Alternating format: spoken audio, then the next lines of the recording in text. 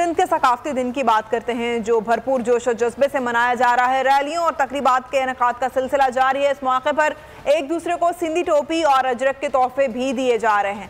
इस बारे में जानते हैं बोल न्यूज़ के नुमाइंदे सलाहुद्दीन से। सलाहुद्दीन, आगाह कीजिएगा।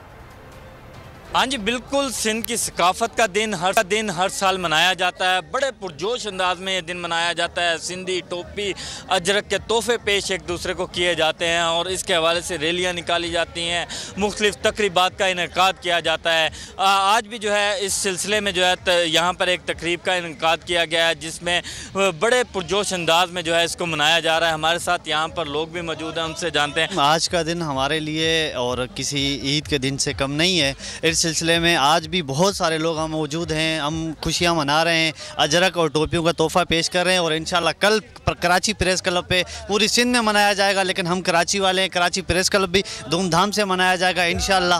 हाँ जी, आपने सुना कि उनका कहना है कि इस हवाले से तकरीबात जो है उसका सिलसिला जारी रहेगा। प्रेस क्लब और मुख्तलिफ इलाकों में रैलियाँ भी निकाली जाएंगी। ठीक है सलाहुद्दीन, बहुत शुक्रिया। अगर आपको ये वीडियो पसंद आई है तो हमारे चैनल को सब्सक्राइब करें और बेल आइकन को प्रेस करें। आप ये समझें, ये जो हक है ना, हक पे खड़े रहना और हक को बोलना, ये दूर से लगता है तन्हा हो गए लोग। आप खान साहब को देखें, तन्हा दिखाई देने, सारी जमातें मिलकर उनके खिलाफ हैं, लेकिन आज भी पाकिस्तान की आवाम उस हक की आवाज़ के पीछे जो है 80% से ज़्यादा आवाम उनके साथ है। सेम एग्जैक्टली इसी तरीके से बोल की कहानी है भाई। बिल्कुल अलग आपको तन्हा दिखाई देगा, हर जगह आपको खड़ा हुआ नजर आएगा, हटेगा नहीं किसी चीज़ से। और उसके साथ भी 80% आवाम अगर आज आप देखें तो उसे बोल दिख रही है।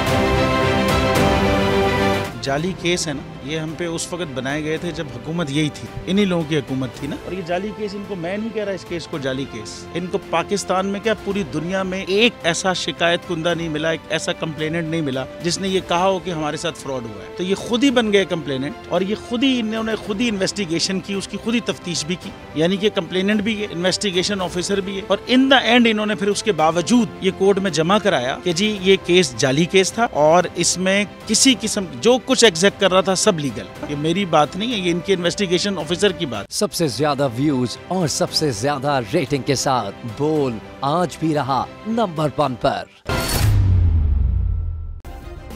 सब्सक्राइब करें और बेल दबाएं ताकि कोई खबर रह न जाए।